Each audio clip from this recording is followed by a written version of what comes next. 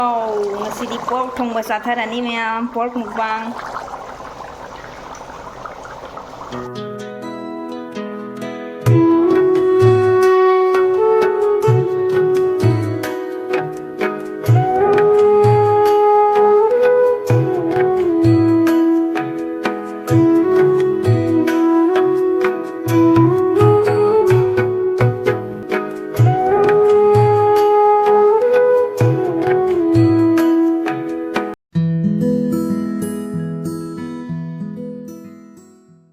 Hello everyone, welcome back to my channel. Mayam ngasisu mukbang ama puraga lae. Mukbang se kari mukbang oidoi noi da pork thongmane mayam. Pork se aina yam chaningdana khawrang na ngai na lejarakpane ngasidi chaba phangdore. Ado sige sige cha pork se phangbo wai ba ko adugi damakta haidi ngasi do mi ama haidi pork se lawbu zakane ha ba khoi su khar pu biro wai dana makham thapi ba zakado. Aku juga kubiro, aku itu kubiro aja na porapannya itu sesi galai ya. Nanti kesemua di dalam dia pork citum, bos ini sih na lagi mahil lah, sih na lagi ya pork. Jadi ambil pit mayau ya, kalau mayam sum hau lah jadi ni lah sih kok. Atau mayam tu cah tu maksudnya mayam mayam orang mana yang kau cah tu kerana nanti tu mah goi gini nungai roh itu isu ID cah pani na yam hau lah, na cah tu pani. Jangan ya, hau lah jadi sih. Mweni di sona sari aidi adunga mayam aise ko news se prasa tha jali sina kai maram gi noi bada makha se yam thi re ko ying bada mafam se sigi keno se yam na thi re ba thiman ba gi da maka news paper se tha jan mani na upai le de thabam khaningai kem le ta news paper se ne tham tha jale news paper se ne tham tha jale jare gi sa jare gi mayam ado ngasisu kitang mukbang tawdore na khara ju kezana tawjari ni mayam yam thimal lo ju jinging de na komina khar kesan phosana tawra di ni na se sum jinging mani ne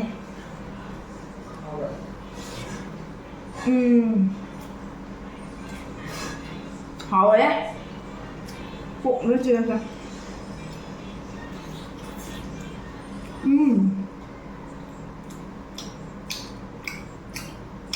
của ăn hả Queen ra là bởi vì nhầm hả alo mới biết gì vậy yang pikirnya sih me aina sih matung kalau tangan na coba tu matung tu pai kalau ciknya saning wado itu aina kanjaran bani alo ado moi di yang pikna siam na pikir le noni cari buat caro sana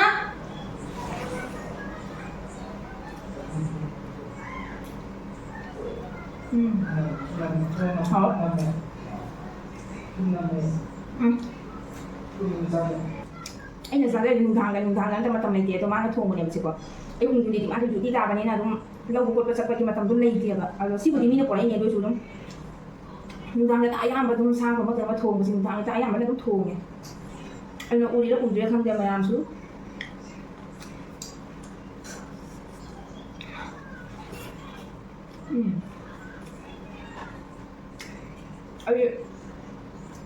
어떻게 이렇게 힘들어하더라? 근데 진짜 그리고 애플은 맨날 뭐 방금 했다고 나자라도 사보라서 거기 아니고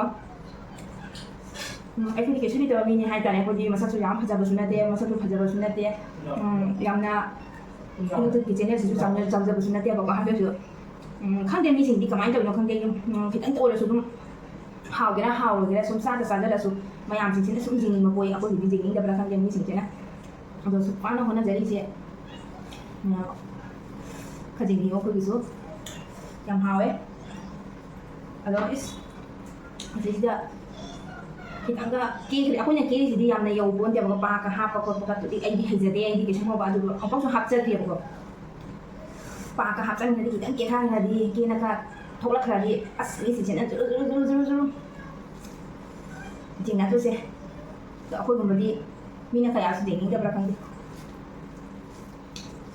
terus jaga hau nak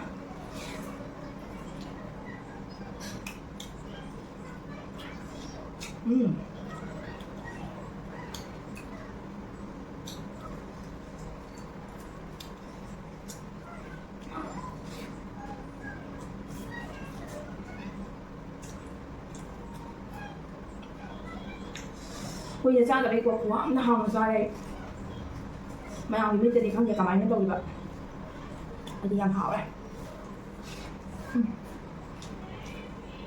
ꯑꯩ ꯐꯝꯃꯤꯁꯦ ꯌꯥꯝ ꯋꯥꯅ ꯐꯝꯃꯦꯕꯀꯣ ꯑꯩꯗꯤ ꯈꯪꯗꯦ ꯀꯃꯥꯏꯅ ꯇꯧꯔꯤꯅꯣ ꯃꯊꯣꯡ ꯃꯔꯝ ꯏꯅꯥꯏ ꯅꯥꯏꯗ꯭ꯔꯦ ꯃꯤꯗꯤ ꯃꯨꯛꯕꯥꯡ ꯇꯧꯅꯦꯅ ꯐꯖꯅ ꯕꯦꯛꯒ꯭ꯔꯥꯎꯟꯒꯁꯦ ꯍꯥꯏꯗꯤ ꯏꯁꯀꯤꯟꯒ ꯈꯟ ꯈꯣꯠꯇꯅ ꯕ꯭ꯂꯦꯛ ꯑꯃꯈꯛꯀꯣ ꯈꯟ ꯈꯣꯠꯇꯅ ꯇꯧꯕꯅꯦꯀꯣ ꯑꯩꯗꯤ ꯀꯩꯁꯨꯝ ꯂꯩꯇꯦ ꯑꯩꯗꯤ ꯑꯗꯨꯝ ꯄꯣꯇ꯭ꯔꯣ ꯄꯩꯁꯥ ꯐꯪꯐꯝꯗ ꯐꯝꯃꯒ ꯄꯨꯔꯒ ꯇꯠꯂꯣꯏ ꯍꯥꯏꯅ ꯑꯗꯨꯝ ꯈꯟꯅ ꯆꯥꯖꯔꯕꯅꯤ ꯃꯌꯥꯝ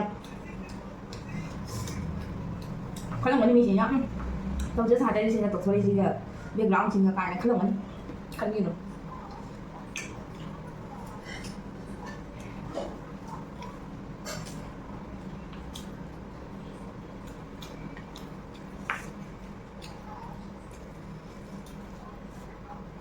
ꯂꯣꯏ ꯍꯩꯖꯤꯜꯂꯒꯦ ꯃꯥꯏꯀꯗꯣ ꯌꯥꯎꯔꯗꯤ ꯑꯗꯨꯝ ꯃꯈꯣꯟꯒꯗ ꯊꯨ ꯇꯣꯡꯂꯒ ꯊꯣꯛꯄꯗꯨꯕꯨ ꯍꯥꯎꯕꯅꯦꯕ ꯃꯈꯣꯟꯗꯣ ꯇꯥꯕꯗ ꯑꯩꯗꯤ ꯀꯩꯁꯨꯝ ꯌꯥꯎꯗꯦ ꯑꯗꯨꯝ ꯁꯤꯝꯄꯜꯗꯅꯤ ꯃꯇꯨꯝ ꯑꯃ ꯊꯤꯜꯂꯒꯦ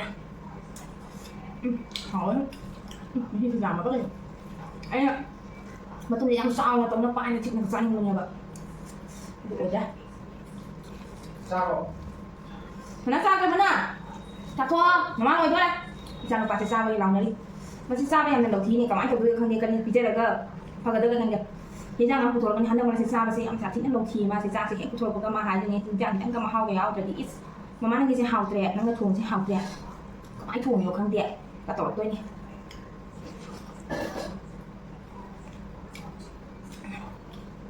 ꯆꯥꯔꯣ ꯃꯃꯥ ꯂꯣꯏꯔꯦ ꯑꯩ ꯂꯩꯔꯗꯤ ꯅꯝꯐꯨꯗꯒꯤꯗꯤ ꯅꯪꯅ ꯏꯟꯖꯤꯟꯗ ꯄꯤꯖꯩꯌꯦꯕ ꯑꯗꯣ ꯑꯩ ꯁꯤꯁꯦ ꯇꯣꯉꯥꯟꯅ ꯍꯧꯖꯤꯛ ꯆꯥꯔꯕꯅꯤꯅ ꯈꯪꯉꯕ ꯃꯄꯥꯝꯗ ꯀꯃꯥꯏꯅ ꯇꯧꯔꯤꯅꯣ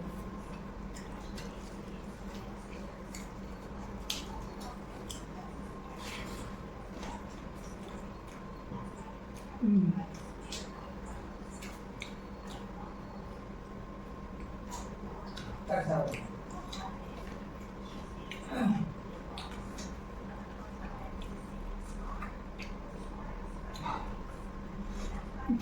Mất cái mông nhỏ mà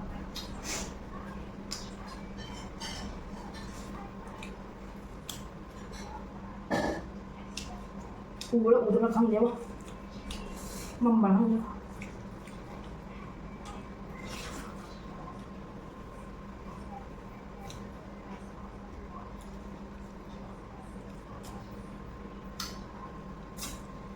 Đi đâu giờ?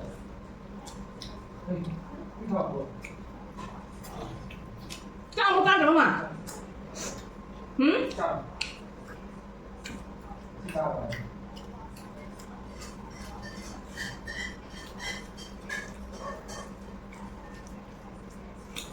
Rồi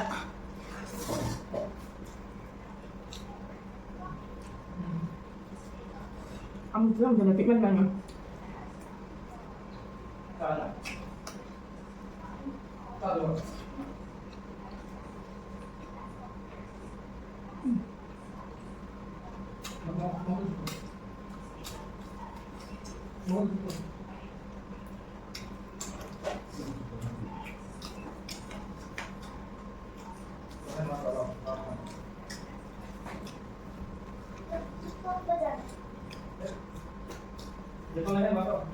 Nó sao rồi con à?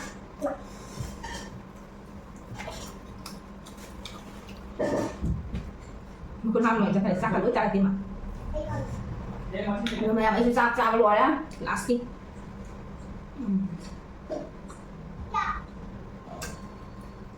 Không mua nhà bình kia này.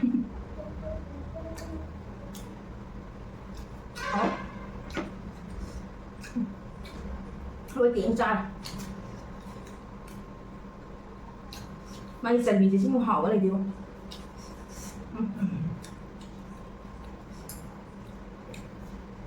Mình làm sao mà xong rồi vậy đấy? Aduh, mình video sesuai sih semua sedang ya. Mau pagi itu ngawain tapi kan gitu. Aduh, mau video saya sesuai semua sedang lagi yang mau ambil lagi like share subscribe coba kau bikin bye bye.